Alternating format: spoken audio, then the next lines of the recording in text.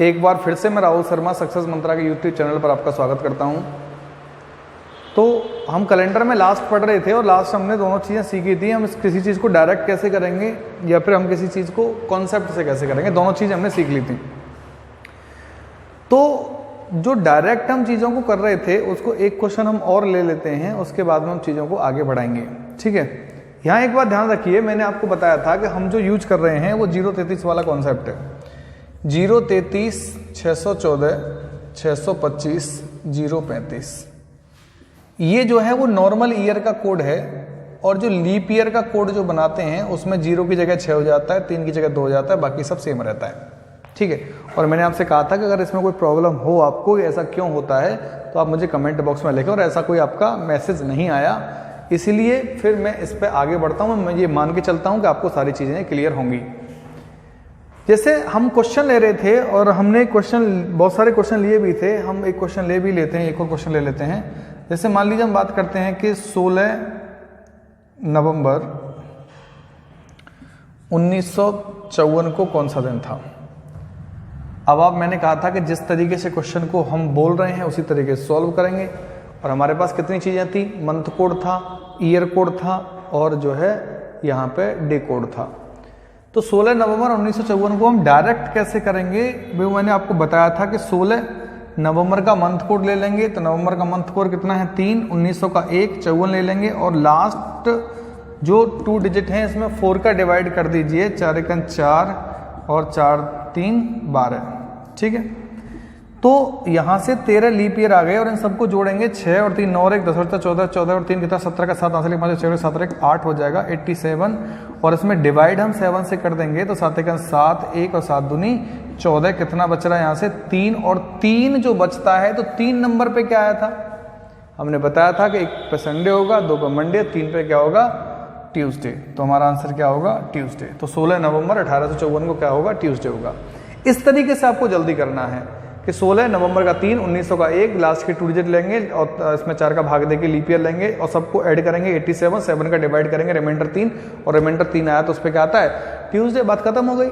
इसी तरह से हमको क्वेश्चनों को आगे सीखना है। अब देखिए आगे बढ़ते हैं, हम आगे क्वेश्चन किस तरीके से करेंगे।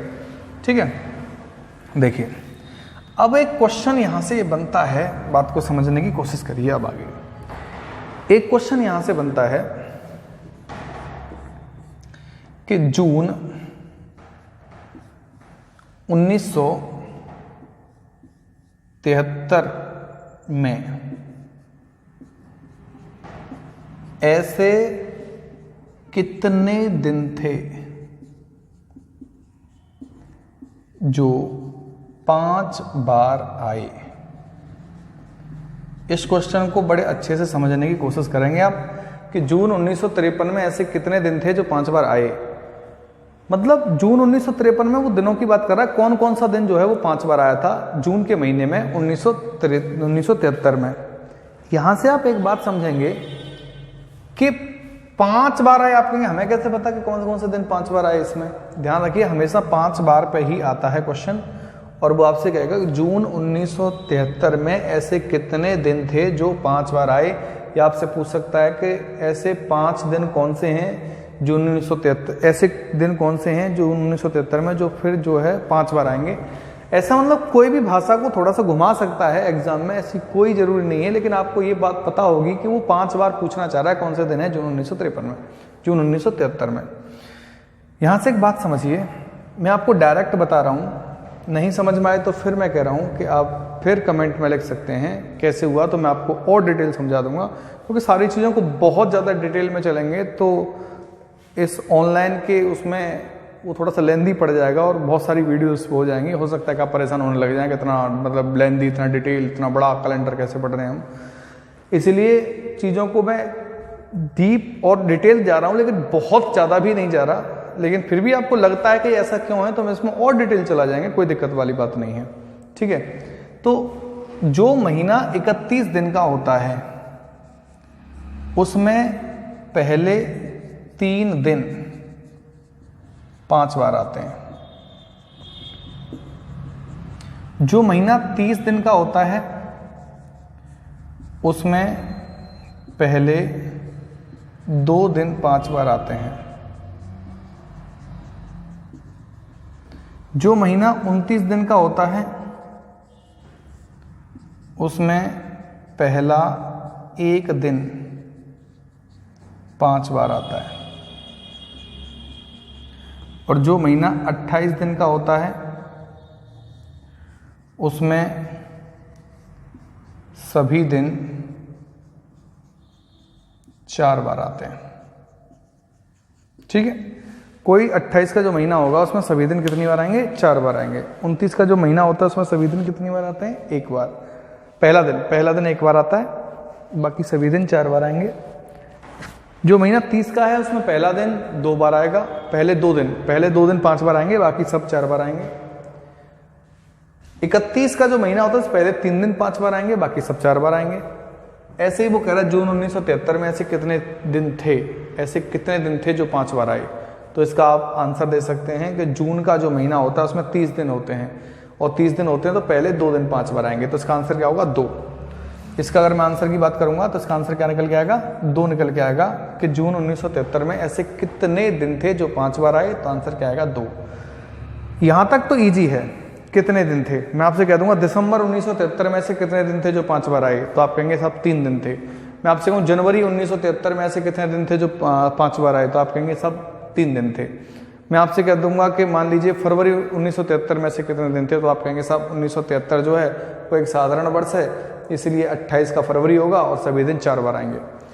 लेकिन इसी जगह पे मैं पूछूं कि कितने की जगह पे मैं आपसे लिख दूं कि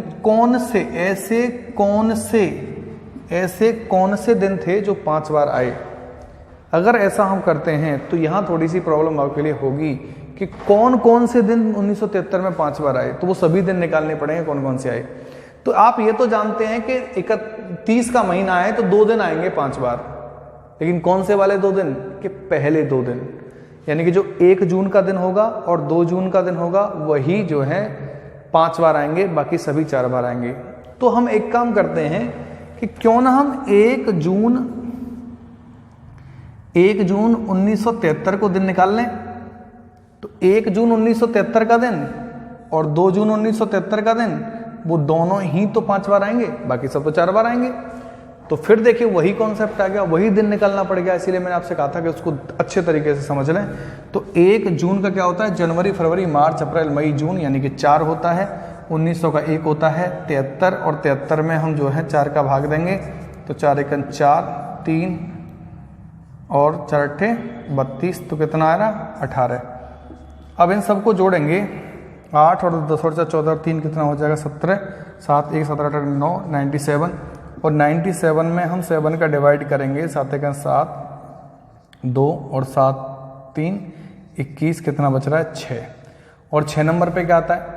आप जानते हैं कि 1 नंबर पे संडे है, 1 नंबर पे क्या है? संडे, ठीक है। 2 नंबर पे मंडे, 3 पे ट्यूसडे, 4 पे वेडनेसडे, ठीक है, 5 पे थर्सडे, 6 पे फ्राइडे और 0 पे सैटरडे। तो 6 नंबर पे क्या आएगा यहाँ से? फ्राइडे। इस बात को तो आप बड़े अच्छे तरीके से समझ रहे हैं कि 6 नंबर पे फ्राइडे आएगा। तो मेरा कहने का मतलब ये है कि अब यहाँ से 1 तारीख को 1 जून को फ्राइडे होगा, तो 2 जून को क्या होगा? सैटरडे। तो कहने का मतलब ये है कि ये 2 दिन ही, फ्राइडे और सैटरडे, जून 1973 में फ्राइडे और सैटरडे, यही 2 ऐसे दिन होंगे जो 5 बार आएंगे। ठीक है, यही 2 ऐसे दिन होंगे जो 5 बार आएंगे। चलिए एक और एग्जांपल लेते हैं।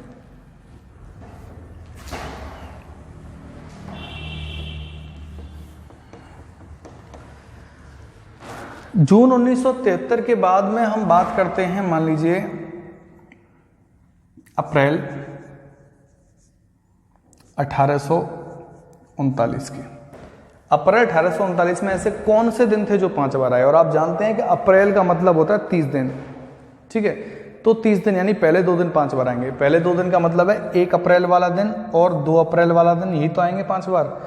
तो क्यों ना हम 1 अप्रैल को दिन निकाल लें, जो दिन आएगा उससे अगला दिन और 5 बार आएगा। तो वही हम काम करेंगे कि 1 अप्रैल 1839 को कौन सा दिन था? तो 1 अप्रैल का क्या है? जनवरी, फरवरी, मार्च, अप्रैल, यानी कि 6। 1800 का 3, 39। 39 में हम 4 का भाग देंगे, 94 में 36 तो 9 बार जाएगा, तो इन 9 जोड़ेंगे, 9 और 9 18 और आपका हो जाएगा 20 21 और 27 और 28 का 8 हासिल 1 2 1 3 38 और 38 में हम क्या करेंगे, इसमें 7 का डिवाइड कर देंगे, 7 पंजे 35 कितना आ रहा है 3 और 3 नंबर पे क्या आता है, 1 पे संडे, 2 पे मंडे, 3 पे क्या आएगा ट्यूसडे। तो इसका मतलब ये है कि ट्यूसडे और वेडनेसडे ये 2 ऐसे दिन होंगे जो अप्रैल 1839 में 5 बार आएंगे। तो मेरा कहने का मतलब सिर्फ इतना सा है, बाकी देख लेना कैलकुलेशन के जोड़ने घटाने में कोई प्रॉब्लम ना आ जाए, ठीक है, वो आप देख लेना। तो मेरा कहने का मतलब ये है कि इस तरह का कोई भी क्वेश्चन पूछा जाएगा तो आप बड़े आराम से उस क्वेश्चन का आंसर दे देंगे, ऐसी कोई बड़ी प्रॉब्लम इसमें नहीं आने वाली।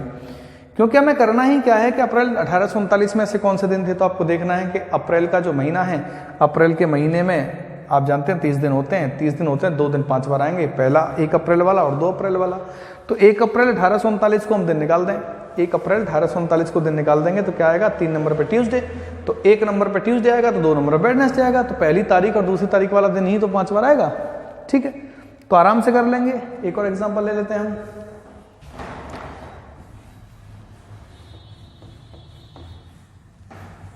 एक और एग्जाम्पल ले लेते हैं, जैसे जनवरी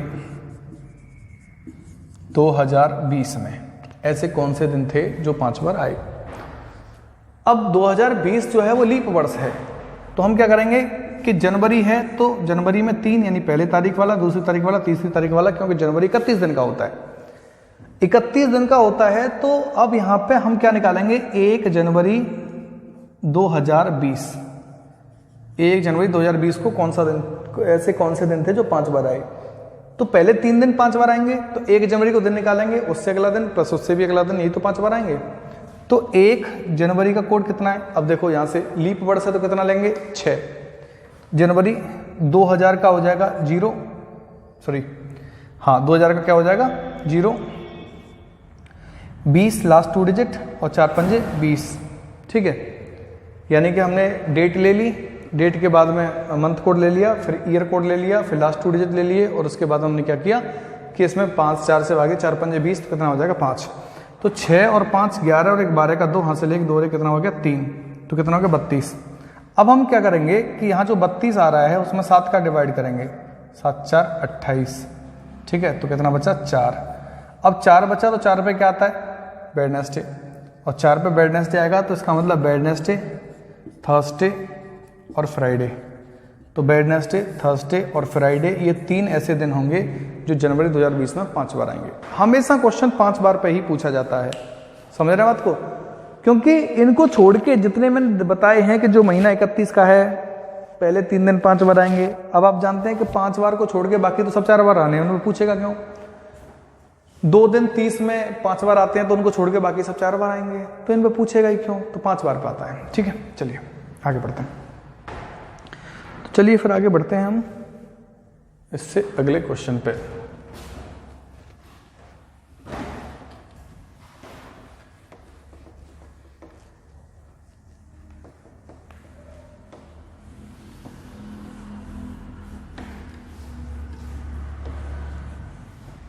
देखिए अभी हमने पहले पढ़ा था सेम ईयर कैलेंडर, अभी हम बात करते हैं same month calendar. Same month calendar, same month calendar क्या है बात समझिए। तो सेम मंथ कैलेंडर पे पहले मैं आपको कॉन्सेप्ट बताता हूं, फिर मैं आपको क्वेश्चन बताऊंगा किस तरीके के क्वेश्चन उस पर पूछे जाते हैं, ठीक है। यहां से पहले मैं आपको शॉर्ट मेथड ही बताने वाला हूं कि शॉर्ट मेथड से उसको कैसे करेंगे सेम मंथ कैलेंडर पे, कि वो पूछेगा कि निम्नलिखित में से कौन से महीनों का कैलेंडर समान होगा। साधारण में कौन से महीनों का कैलेंडर समान होगा, लीप में कौन से महीनों का कैलेंडर समान होगा, या फिर कभी कभी ये बोलता है कि कौन से महीनों का कैलेंडर समान होगा, ना तो साधारण देगा ना लीप देगा। तो उस पर हम बात करेंगे, ध्यान से समझिए। हमने बात करी कि जो नॉर्मल ईयर का जो कोड होता है, तो साधारण सेम मंथ कैलेंडर पहले हम बात करेंगे नॉर्मल ईयर में और फिर हम बात करेंगे लीप ईयर में। देखिए नॉर्मल ईयर में कोड होता है 0 33 614 625,035। मैं ये नहीं कह रहा कि आप इसी कोड का यूज करेंगे, आप कोई से भी कोड का यूज करेंगे, यहाँ पे आंसर उसी से ठीक आएगा। तो मैं लिख भी देता हूँ यहाँ पे 033,614,625,035। 0 का मतलब क्या है? जनवरी। 3 का मतलब क्या है? फरवरी। 3 का मतलब क्या है? मार्च। 6 का मतलब क्या है? अप्रैल। 1 का मतलब क्या है? मई। 4 का मतलब क्या है? जून। 6 का मतलब जुलाई। 2 का मतलब अगस्त। 5 का मतलब सितंबर। 0 का मतलब अक्टूबर। 3 का मतलब नवंबर और 5 का मतलब दिसंबर। ठीक है, यहाँ तक दिख रहा है ना आपको? ठीक है, चलिए देख लेते एक बार, दिख रहा है कि नहीं दिख रहा।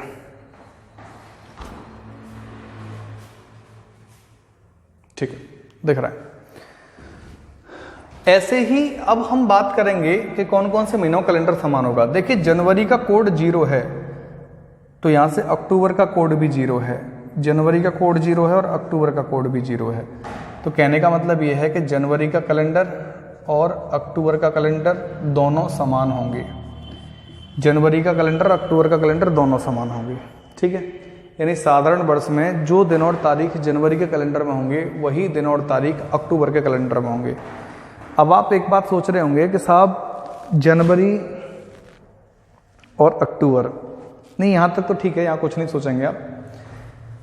सोचेंगे यहाँ कि फरवरी 3, मार्च 3 और नवंबर 3, फरवरी, मार्च और नवंबर। तो फरवरी का कैलेंडर समान होगा, मार्च का कैलेंडर समान होगा और नवंबर का कैलेंडर समान होगा। अब यहां आप सोचेंगे कि सब ऐसा कैसे पॉसिबल है कि फरवरी का भी कैलेंडर समान हो, मार्च में भी वही हो, क्योंकि फरवरी में 29 होते हैं, मार्च में 31 होते हैं दिन। तो फरवरी में 28 तक के तीनों समान होंगे, 28 फरवरी तक तीनों समान होंगे। नवंबर की बात करेंगे तो 30 नवंबर तक मार्च और नवंबर दोनों समान होंगे, फरवरी तो चला ही जाएगा। बात समझ में आ रही है? तो 28 फरवरी तक तीनों समान होंगे। उसके बाद में फरवरी चला जाएगा तो नवंबर और मार्च जो हैं ये जो हैं 30 तारीख तक समान होंगे। ठीक है, चलिए अब आगे ध्यान दीजिए। अप्रैल 6 है और जुलाई 6 है, तो अप्रैल और जुलाई, अप्रैल और जुलाई का कैलेंडर समान होगा। और आगे देखेंगे 5 सितंबर है और 5 ही दिसंबर है, यानी सितंबर और दिसंबर का कैलेंडर समान होगा। कहने का मतलब यह है कि साधारण वर्ष में जनवरी और अक्टूबर का कैलेंडर दोनों का समान होता है, फरवरी, मार्च और नवंबर का कैलेंडर समान होता है, अप्रैल और जुलाई का कैलेंडर समान होता है, सितंबर और दिसंबर का कैलेंडर समान होता है। तो ये कैलेंडर जो है वो आपस में समान होते हैं। ठीक है, इसको एक बार देखिए, गर्मी बहुत है, सारी चीज़ें बंद करनी पड़ती हैं, वॉइस क्वालिटी बिगड़ती है, नहीं तो एसी, कूलर, पंखे सब बंद करने पड़ते हैं। इसलिए गर्मी में आपके लिए वीडियो बना रहे हैं। आप समझिए कितनी मेहनत आपके लिए कर रहे हैं, इसलिए आपका दायित्व बनता है कि आप बहुत अच्छा पढ़ें। समझ रहे हैं? तो अब यहाँ पे ये बात समझ में आई आपके कि साधारण वर्ष में जनवरी और अक्टूबर का कैलेंडर समान होगा, फरवरी, मार्च और नवंबर का कैलेंडर समान होगा, अप्रैल और जुलाई का कैलेंडर समान होगा, सितंबर और दिसंबर का कैलेंडर समान होगा। वो इसी कोड की सहायता से आप करेंगे। लीप वर्ष में मैंने कहा था जनवरी को 6 मानेंगे और फरवरी को आप 2 मानेंगे, बाकी सेम रहेगा। ठीक है, 614, 625, 035, ये मैंने कहा था आपसे। जनवरी 6 मानेंगे, फरवरी 2 मानेंगे। फिर भी कोई प्रॉब्लम आ रही है ऐसा क्यों करेंगे तो आप कमेंट बॉक्स में लिख दीजिए, मैं बता दूंगा। देखिए 6 वैसे कोई बड़ी बात नहीं है, आप जानते होंगे इस बात को, लेकिन फिर भी अगर किसी स्टूडेंट को कोई परेशानी है तो वो बता दे। ठीक है, मैं आपको सारी चीज़ें क्लियर कर दूंगा। तो 6, 2, 3, 6, 1, 4, 6, 2, 5, 0, 3, 5। ठीक है, अब ये जनवरी है, ये फरवरी है, ये मार्च है, ये अप्रैल है, ये मई है, ये जून है, ये जुलाई है, अगस्त है, सितंबर, अक्टूबर, नवंबर, दिसंबर। ठीक। अब यहाँ से एक बात समझेंगे आप, वही काम करेंगे कि जनवरी 6 है और यहाँ पे जुलाई 6 है, तो आप ये कहेंगे भाई जनवरी का, जुलाई का और बीच में अप्रैल भी 6 है, तो आप कहेंगे जनवरी, अप्रैल और यहाँ से जुलाई। तो जनवरी का, अप्रैल का और जुलाई का, जनवरी, अप्रैल और जुलाई तीनों महीनों का कैलेंडर समान होगा। जनवरी, अप्रैल और जुलाई तीनों महीनों का जो कैलेंडर है वो बिल्कुल समान होगा। ठीक है भाई, तो जनवरी, अप्रैल, जुलाई का कैलेंडर समान होगा। अब आगे देखिए, मतलब जो साधारण वर्ष है उसमें तो जनवरी और अक्टूबर का कैलेंडर समान होगा केवल। लीप वर्ष में जनवरी, अप्रैल, जुलाई तीनों महीने के डेट समान होंगे, बिल्कुल दिन और तारीख बिल्कुल समान होंगे। ऐसे ही आगे की हम बात करेंगे तो फरवरी 2 है, अगस्त 2 है, तो फरवरी का कैलेंडर और अगस्त का कैलेंडर दोनों समान होंगे। फरवरी का कैलेंडर और अगस्त का कैलेंडर दोनों समान होंगे। ऐसे ही मार्च 3 है और नवंबर 3 है, तो मार्च और नवंबर, मार्च का और नवंबर का कैलेंडर समान होगा। और उसके बाद में सितंबर 5 है और दिसंबर 5 है, सितंबर का और दिसंबर का कैलेंडर समान होगा। ठीक है, तो मेरा कहने का मतलब ये है कि लीप ईयर में जनवरी का, अगस्त का और जुलाई का कैलेंडर समान होगा, फरवरी का और अगस्त का कैलेंडर समान होगा, मार्च का और नवंबर का कैलेंडर समान होगा और सितंबर का और दिसंबर का कैलेंडर समान होगा। ठीक है, तो अब इसमें से कोई भी आपसे वो क्वेश्चन पूछ सकता है। जैसे यहां क्वेश्चन ले लेते हैं छोटी सी जगह में, वो क्वेश्चन आपसे पूछेगा कि निम्नलिखित में से किन महीनों का कैलेंडर समान होगा। ऑप्शन आपको ए देगा जनवरी और नवंबर, ऑप्शन आपको बी देगा अप्रैल, ठीक है, अप्रैल और जुलाई, अप्रैल जुलाई। ठीक है, आपको ऑप्शन देगा फरवरी और सितंबर, और आपको ऑप्शन देगा मार्च और दिसंबर। ठीक है, आपसे पूछेगा कि निम्न में से किन महीनों का कैलेंडर समान है। ये कोई ज्यादा क्वेश्चन को समझने की जरूरत नहीं है, इस कॉन्सेप्ट में ज्यादा क्वेश्चन समझने, एक दो क्वेश्चन से ही क्लियर हो जाएगा कि निम्न में से किन महीनों का कैलेंडर समान है। तो अब देखिए, वो क्वेश्चन में ये पूछ रहा है कि निम्न में से किन महीनों का कैलेंडर समान है। ना तो उसने ये पूछा कि साधारण में, और ना उसने ये कहा कि लीप में। अगर वो साधारण का नाम लेता तो आप डायरेक्ट आंसर देते अप्रैल और जुलाई ये समान है। वो आपसे कहता कि निम्न में से किन महीनों का कैलेंडर लीप वर्ष में समान है, तो नीचे एक और ऑप्शन दे रहा होता नन ऑफ दीज, क्योंकि इनमें से किसी का भी समान नहीं है। जनवरी का और नवंबर भी नहीं है, अप्रैल जुलाई, तो अप्रैल के साथ में जुलाई, अच्छा हाँ अप्रैल जुलाई, तो अप्रैल जुलाई इसमें भी आ रहा है और अप्रैल जुलाई इसमें भी आ रहा है। अगर वो आपसे पूछता कि निम्न में से किन महीनों का कैलेंडर साधारण वर्ष में समान है, तो भी आप अप्रैल जुलाई देते, और निम्न में से किन महीनों का जो कैलेंडर है वो लीप वर्ष में समान है, तब भी आप अप्रैल और जुलाई ही आंसर करते। लेकिन मान लो यहाँ पे हम एक ऑप्शन इसमें से हटा देते हैं, जैसे एक ऑप्शन हम रख देते हैं यहाँ से जनवरी और अक्टूबर। ठीक है, यहाँ से रखते हैं जनवरी और अक्टूबर। अब आपसे पूछा जाए कि निम्न में से किन महीनों का कैलेंडर साधारण वर्ष में समान है, तो आप कहेंगे जनवरी और अक्टूबर। मैं आपसे पूछूं निम्न में से किन महीनों का कैलेंडर लीप वर्ष में समान है, तो आप कहेंगे अप्रैल और जुलाई। ठीक है, और मैं आपसे ये पूछूं कि निम्न में से किन महीनों का कैलेंडर समान है, निम्न में से किन महीनों का कैलेंडर समान है, और मैं इस ऑप्शन को भी हटा देता हूं, बी वाले को, बी वाले ऑप्शन को हटा के मैं यहां से लिख देता हूं, मान लीजिए मार्च और जून। ठीक है, मार्च और जून लिख देता हूं। अब मैं आपसे पूछ रहा हूं कि निम्न में से किन महीनों का कैलेंडर समान है। ना तो मैं साधारण का नाम ले रहा और ना ही मैं लीप का नाम ले रहा। ना तो मैं यहां से साधारण का नाम ले रहा हूं और ना ही यहां से लीप का नाम ले रहा हूं। तो आप कहेंगे साहब इसमें जो आंसर होगा वो दोनों में से कोई भी हो जाए, वही हमारा आंसर होगा। दोनों में से कोई भी आंसर आ जाए तो आप कहेंगे जनवरी नवंबर, दोनों में से कोई समान है। जनवरी अक्टूबर यहाँ है, जनवरी नवंबर नहीं है, तो ये समान नहीं होगा। मार्च और जून यहाँ भी नहीं है और मार्च और जून यहाँ भी नहीं है, इसका मतलब ये भी गलत है। ठीक है, पहला भी गलत हो जाएगा, दूसरा भी गलत हो जाएगा। फिर मैं कहूँ कि फरवरी और सितंबर यहाँ भी नहीं है और फरवरी और सितंबर यहाँ भी नहीं है, तो तीसरा भी गलत हो जाएगा। चौथा कह रहा है जनवरी और अक्टूबर, तो आप कहेंगे जनवरी अक्टूबर यहाँ है, यहाँ नहीं है, तो हमारा आंसर क्या होगा? ऑप्शन नंबर डी, जनवरी और अक्टूबर। लेकिन क्वेश्चन क्या पूछना चाह रहा है? क्वेश्चन आपसे ये पूछना चाह रहा है कि निम्न में से किन महीनों का कैलेंडर समान होगा। अब न तो साधारण नाम ले रहा ना लीप ले रहा। जब ना तो साधारण और ना लीप की बात करे तो आप क्या काम करेंगे कि दोनों में से जो भी होगा उसी पे टिक कर देंगे, समझ रहे हैं। लेकिन अगर वो कहता है कि निम्न में से किन महीनों का कैलेंडर साधारण वर्ष में समान होगा, तो केवल साधारण देखना है। निम्न में से किन महीनों का कैलेंडर लीप में समान होगा, तो केवल लीप देखना है।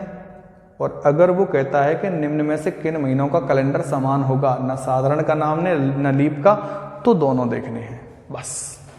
ठीक है, चलिए अब इस पर जितने भी क्वेश्चन आपको मिले बुक में सब कर डालो। कोई प्रॉब्लम आती है फिर हमें बताना, फिर हम आपको और डिटेल में समझा देंगे इसको। ठीक है, और डिटेल बहुत बड़ा है, बहुत बड़ी डिटेल है। ठीक है, डिटेल में चलते चले जाएंगे। अब जितना डीप जाना चाहते हैं उतना डीप चले जाएंगे, लेकिन अभी जितना आपके लिए जरूरी है फिलहाल मैं उतने पे ही बात कर रहा हूँ। ठीक है, बाकी आपको जरूरत अगर होती है तो आप बताएं, मैं जरूर डीप चला जाऊँगा। जितना आप कहेंगे उतना डीप जाएंगे। ठीक है, चलिए अब आगे बढ़ते हैं। तो सेम मंथ कैलेंडर मैं ये मान के चलता हूँ आपकी समझ में आ गया होगा कि सेम मंथ कैलेंडर को किस तरीके से हम पता लगाएंगे। 4 ये साधारण में होते हैं और 4 ये लीप में होते हैं। इनको अलग अलग आप याद भी रख सकते हैं। ठीक है, अलग अलग याद भी रख सकते हैं। बाकी मैंने आपको बता दिया कि कहाँ से आए कहाँ से बने, तो याद रखने की आवश्यकता भी नहीं है। आप ये पता लगा पाएंगे कि कहाँ से आए। ठीक है, चलिए आगे बढ़ते हैं। सेम मंथ कैलेंडर के बाद आता है first day of century year. ठीक है, first day of century year, इधर लिख देते हैं last day of century year. ठीक है, first day of century year और last day of century year, यानी शताब्दी वर्ष का प्रथम दिन इधर और शताब्दी वर्ष का अंतिम दिन उधर। ठीक है, इसको भी मैं आपको शॉर्ट ही समझा रहा हूं। ठीक है, आप इसको ये भी बता रहा हूं, ये नहीं लिखा रहा कि ये होते हैं, लिखा नहीं रहा। मैं आपको ये बता रहा हूं किस तरीके से आप खुद बनाएंगे इनको। First day of century year, last day of century year. मैंने आपको एक बात समझाई थी, आपको याद हो तो, कि 100 जो ईयर होता है उसमें 5 ऑड डेज होते हैं, यानी 100वें वर्ष में 5 विषम दिन। तो मैं आपसे कहूं कौन सा दिन होगा अंतिम? 100वें वर्ष में 5 विषम दिन है, तो अंतिम दिन कौन सा होगा? बोले जो 5 नंबर पे आता है। समझ में आ रही है? और 5 नंबर पे क्या आता है? ध्यान रखना, 100वें वर्ष में विषम दिन पूछ रहा है, आपसे ट्रिक से क्वेश्चन सॉल्व नहीं करवा रहा। तो जब आपको 100वें वर्ष में विषम दिन पूछेगा तो एक्चुअल डे आपको लेने पड़ेंगे कि 1 नंबर पे मंडे होता है। एक्चुअल डे आपको लेने पड़ेंगे। अगर ट्रिक से क्वेश्चन आपको सॉल्व करना है कि इस डेट को कौन सा दिन था, तो 1 नंबर पे आप संडे लेंगे ट्रिक से करेंगे तो, और कॉन्सेप्ट से करेंगे तो 1 नंबर पे मंडे लेंगे। ये मैंने आपको पहले ही बताया था।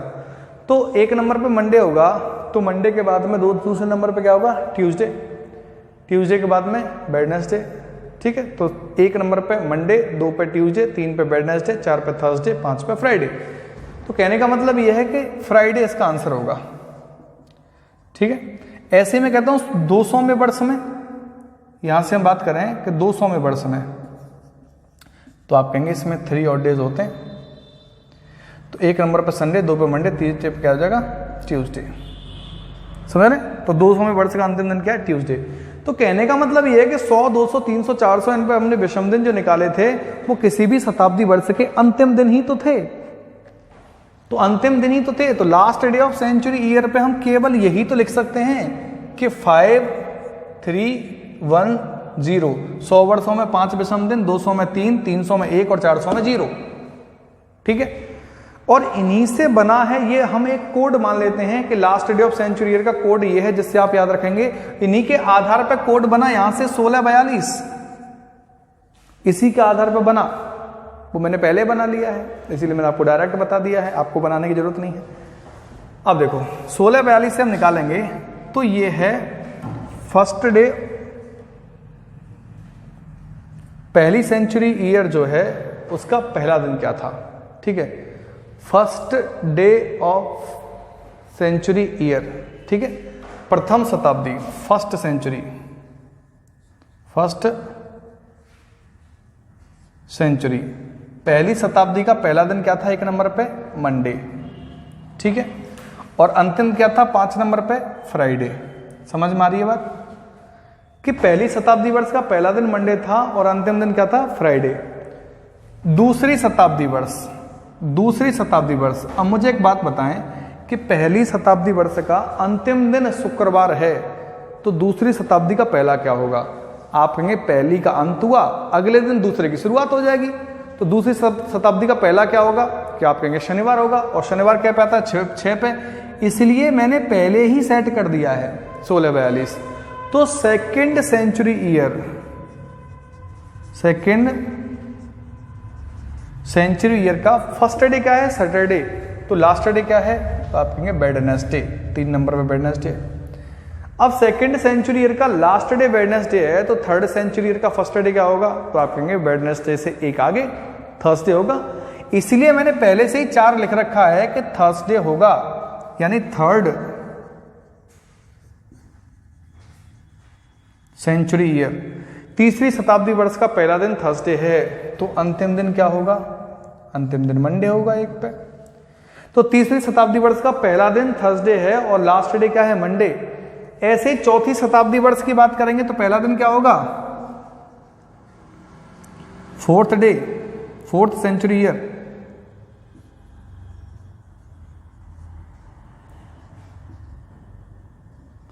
फोर्थ सेंचुरी ईयर का फर्स्ट डे क्या होगा? 2 नंबर पे क्या आता है? ट्यूसडे। और अंतिम दिन क्या होगा? 0 पे क्या आता है? संडे। 0 पे आता है यहां से संडे।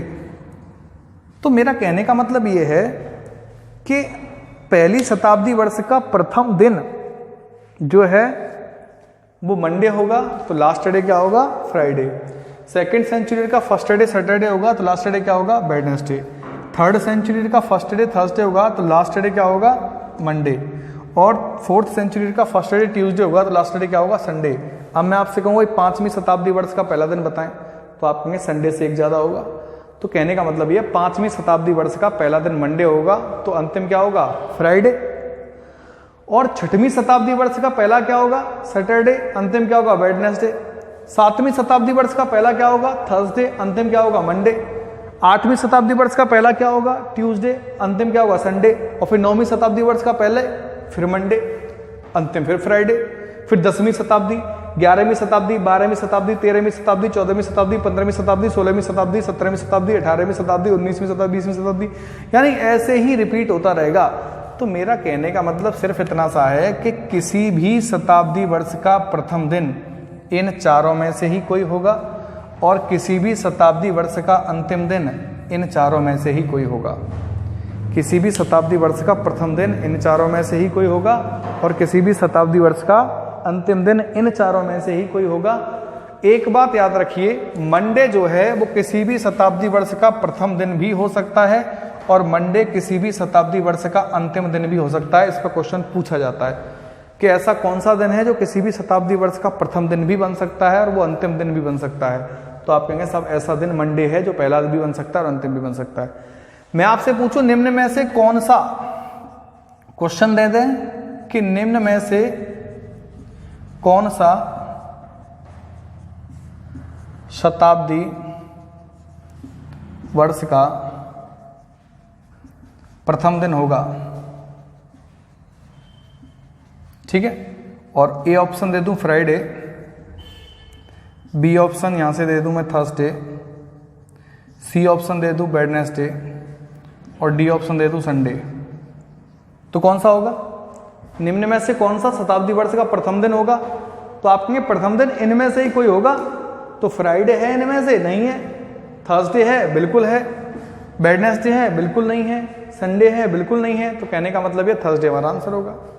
तो कुल मिला के ये है कि वो आपसे पूछ सकता है और वो हमेशा आपसे ये पूछेगा कि ये बताएं कि इनमें से कौन सा किसी भी शताब्दी वर्ष का पहला दिन होगा या अंतिम दिन होगा, आपसे यही पूछने वाला है। ठीक है, तो यहाँ तक के लिए अभी हम इतना ही छोड़ते हैं। ये कॉन्सेप्ट आपकी समझ में आ गया होगा। अगर फिर भी कोई प्रॉब्लम आती है तो फिर मैं कह रहा हूँ नीचे स्क्रीन पर व्हाट्सएप नंबर भी आ रहा है आपके। ठीक है, एक नंबर आ रहा है, उस पर आप मैसेज कर सकते हैं या फिर आप कमेंट बॉक्स में लिख सकते हैं। तो सारी चीज़ें जो आपकी समझ में नहीं आएगी वो सारी चीज़ें हम आपको बता देंगे। आज के लिए इतना ही रखते हैं। कैलेंडर बिल्कुल खत्म है, अगली क्लास में कैलेंडर पूरा खत्म हो जाएगा, फिर उसके बाद में नया टॉपिक लेंगे, बहुत ही गजब टॉपिक लेंगे। ठीक है, ऐसा कोई क्वेश्चन नहीं बचेगा अब इसको नहीं कर पाए आप। ठीक है, हर क्वेश्चन करा देंगे और जरूरत पड़ेगी तो एक आध क्लास और बढ़ा देंगे, कोई दिक्कत नहीं है। लेकिन आप अच्छे तरीके से इनको पढ़िए, समझिए, सीखिए। ठीक है, और वीडियो को ज़्यादा से ज़्यादा शेयर करिए, नए स्टूडेंट सब्सक्राइब करिए, जिससे कि नोटिफिकेशन मिलता रहेगा, आपको फ़ायदा होगा। अब ऐसा इसमें कुछ प्रॉब्लम ये एक रहती है, इनकी कंडीशन रहती है सबकी, यूट्यूब वगैरह जो भी हम अपलोड कर रहे हैं इस पर, इनकी एक विशेष कंडीशन ये है कि इसमें एक लिमिटेड वो होते हैं सब्सक्राइबर्स, तो उसके बाद हम लाइव आ सकते हैं। बिल्कुल होने में ही है, लाइव आने में ही हम कुछ दिन में। फिर भी हम ये चाहते हैं जल्दी से जल्दी हो जाए, तो आप शेयर करिए उसको, जितने ज़्यादा सब्सक्राइबर बढ़ जाएंगे उतनी जल्दी हम लाइव आ जाएंगे और लाइव में और बेहतर होंगी सारी चीज़ें। ठीक है, सारी चीज़ें बेहतर होंगी। तो फिर आज के लिए इतना ही, धन्यवाद। पढ़ते रहिए बहुत अच्छे तरीके से।